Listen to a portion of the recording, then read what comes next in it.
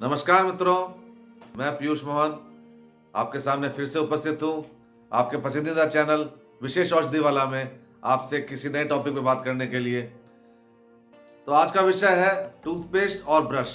देखिए, आपको पता है कि टूथपेस्ट किससे बनता है? पता है आपको?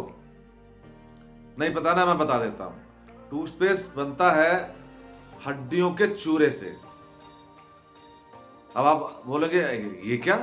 अरे भाई, बनता है तो बनता है। जो भी आप आज तक टूथपेस्ट लगा रहे थे, जो केमिकल से भरे हुए जो चीज़ों को आप अपने मुंह में सुबह सुबह डाल रहे हैं, उसका जो मेन इंग्रेडिएंट है वो हड्डियां होता है। हड्डियां जब सुखा ली जाती है तो उसका चूरा बनाकर, उसका पेस्ट बनाकर, और उसमें और चीज़ें भी डलती हैं, केमिकल्स डलते हैं, उससे टूथपेस्ट बनता है। और उसमें एक चीज़ और डाली जाती है, सोडियम लॉरियल सल्फेट। इसके बारे में भी मैं आपको बताऊंगा, तो देखते रहिएगा आप वीडियो अंत तक, क्योंकि इसमें आपको टूथब्रश और टूथपेस्ट के बारे में बहुत सारी ऐसी जानकारी देने वाला हूं जो कि आपको शायद नहीं पता होंगी और आपके लिए आई ओपनर होंगी।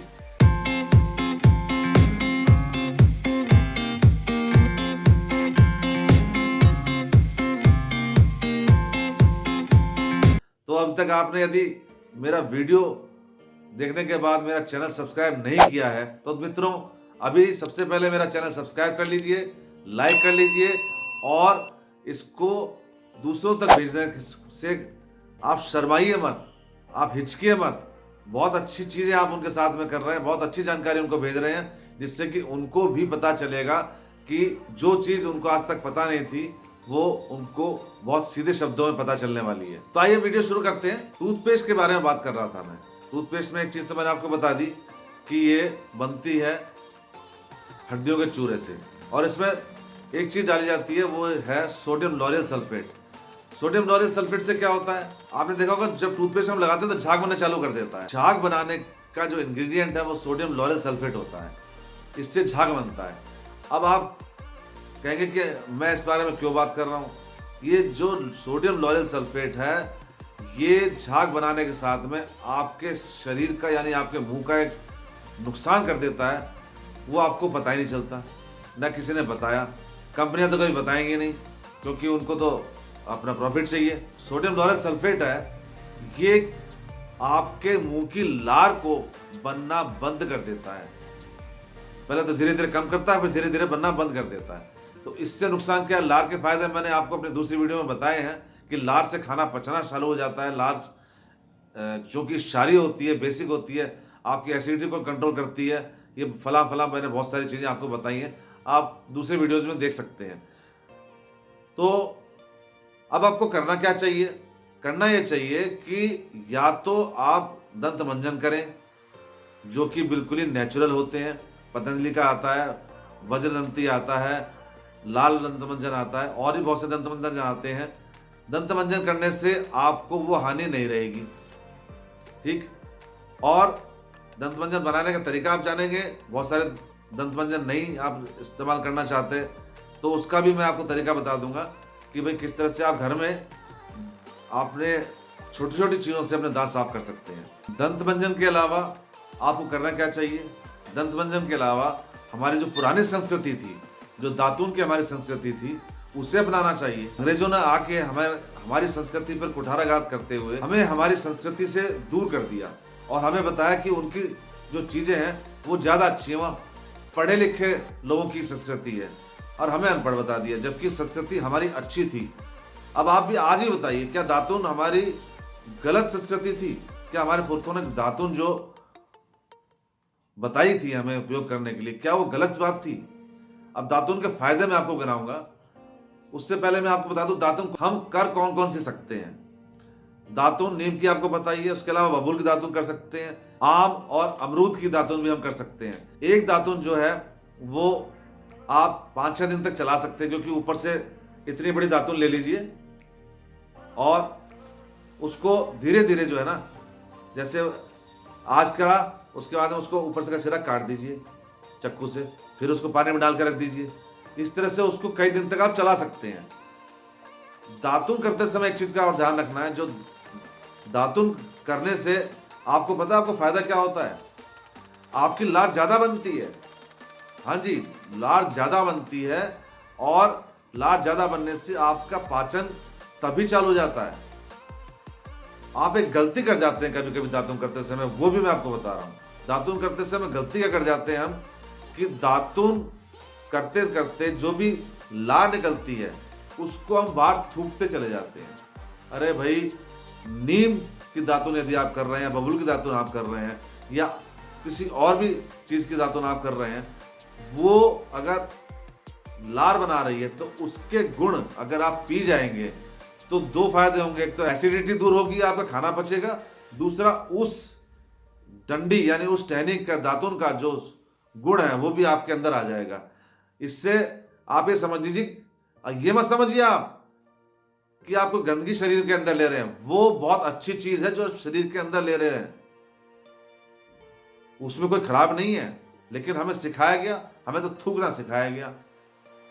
जो अंग्रेजों ने कह दिया वो हमने सीख लिया और हम थूकते थूकते चले गए, आज भी थूकते चले जा रहे हैं। एक चीज और बता दूं टूथपेस्ट के बारे में आपको, जो आप और हम ये केमिकल से बना टूथपेस्ट करते हैं, इसका और नुकसान क्या है? यूरोप के कंट्रीज में पता है आपको, उस पर साफ लिखा होता है कि ये सोडियम लॉरेल सल्फेट आपको कैंसर भी कर सकता है। हाँ जी, ये कैंसर भी कर सकता है। अगर डायरेक्ट सोडियम लॉरेल सल्फेट आपकी जीभ पे डाल दिया जाए ना तो कैंसर हो सकता है। इसकी तो काफ़ी कम मात्रा होती है, इसलिए आप झेल जाते हैं, लेकिन धीरे धीरे बहुत दिक्कतें होती हैं।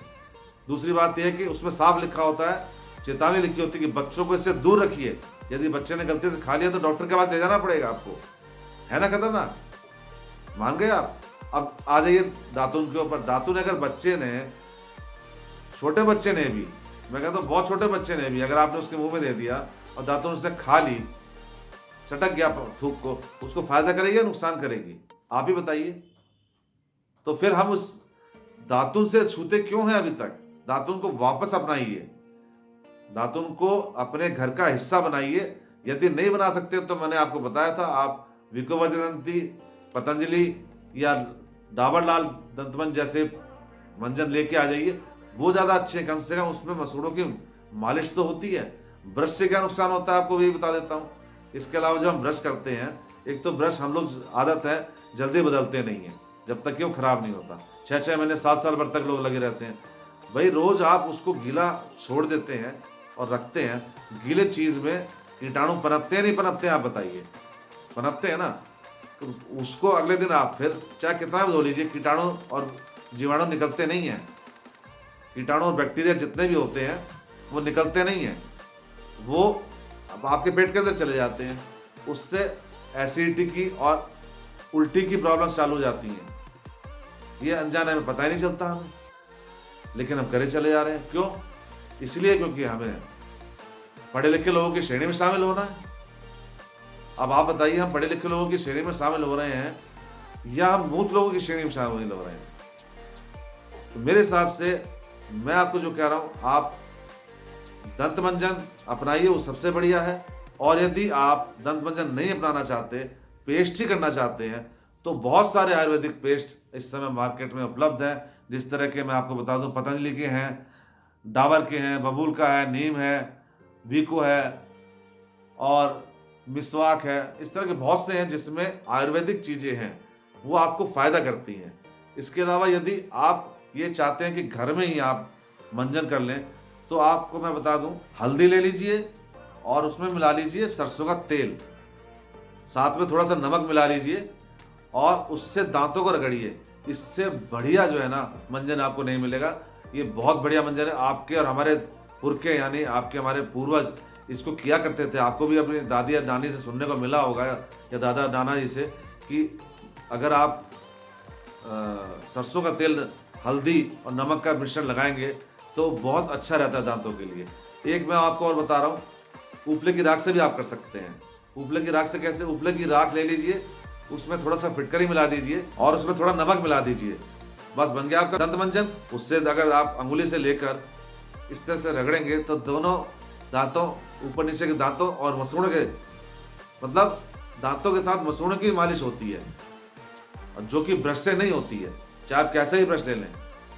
मालिश होने से आपके मसूड़े मजबूत रहते हैं, मसूड़े मजबूत रहने से आपके दांतों की पकड़ अच्छी मजबूत रहती है। आगे समझ में? तो ये भी अपना सकते हैं। तीसरा एक और बता रहा हूं आपको मैं, नींबू का जो छिलका होता है उसको उल्टा कर लीजिए और उल्टा करके उसको नमक में ऐसे लगा लीजिए और उससे दांतों को रगड़ लीजिए। ठीक है, इतना बढ़िया मंजन है वो, एकदम फ्रेशनेस आती है नींबू के स्वाद से। ठीक है, इस तरह के बीच में करके देखिएगा।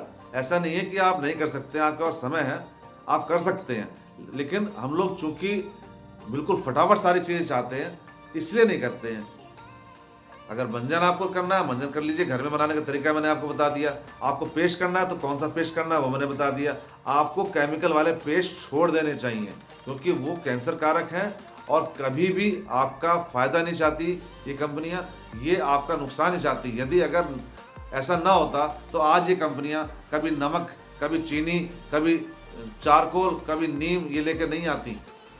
अपने अपने टूथपेस्ट में चीज़ें दिखा रही हैं, तो इसका क्या मतलब है जी? आपके पास में अगर ऐसी अच्छी चीज़ थी तो आज तक 70 सालों से लोगों के दांत खराब हुए हैं या अच्छे हुए हैं, ये आप बता सकते हैं। 70 सालों से मैं कहूँ, ये तो करीब हम 100 सालों से शायद मंजन और पेस्ट की जगह, अपने पुराने मंजन और पेस्ट की जगह हम लोग केमिकल वाले पे आ गए थे। तो आपने देखा होगा कि हमारे दांत केमिकल वाला पेस्ट करने से खराब ही हुए हैं, उससे हमारे दांतों को जो है नुकसान ही हुआ है। तो मेरा कहने का मतलब है कि आप अपनाइए, अच्छी चीज़ अपनाइए, जो देसी है वो अपनाइए, जिससे कि हमारे देश के लोगों को रोजगार भी मिलेगा और देश का किसान भी खुशहाल होगा। यदि दातुन का धंधा हमारा चल पड़ता है तो दातुन के बंडल भी आने चालू हो जाएंगे। वो जमाना भी दूर नहीं होगा कि 20-20 जो है दातुन का बंडल आपने ला के रख लिया और फ्रिज में रख दिया और एक एक निकाल के कर रहे हैं। 1 रुपये में अगर एक मिलेगी तो भी कोई नुकसान नहीं है। तो ये काम भी हो सकता है। यदि आप बॉम्बे कभी जाएंगे तो वहाँ पे इस तरह की चीज़ें बिकती हैं, क्योंकि वहाँ पे पेड़ ज़्यादा नहीं है, तो 1-1 रुपये की, 2-2 रुपये की, या अब तो हो सकता है 3-3, 4-4 की बिकती हो। लेकिन मैं ये सब सन 90 की बात बता रहा हूँ, उस समय मैं देखा करता था तो वहाँ पे 1-1, 2-2 रुपये की दातुन मिलती थी, लोग लेके जाते थे। मतलब उस जमाने में भी लोगों में क्रेज था दातुन करने का। अब जिसके पास में नीम का पेड़ लगा है वो उसकी कदर करता नहीं है, वो जो है अपने आप को कोई किसी से कम न दिखा के मॉडर्न दिखाने की कोशिश करता है और पेस्ट भी लेके आता है, ब्रश भी लेके आता है, लेकिन इससे नुकसान है। ये मैंने आपको साबित कर दिया, उदाहरण के जरिए बता दिया, आपको प्रूव करके दिखा दिया। अब मैं आप लोगों से चाहता हूँ अपने सुझाव मुझे भेजें, अपने व्यूज़ मुझे बताएं, आप लोगों को क्या लगा, कैसा अच्छा लगा। यदि मेरा वीडियो अच्छा लगा हो तो उसको शेयर भी कर दीजिएगा।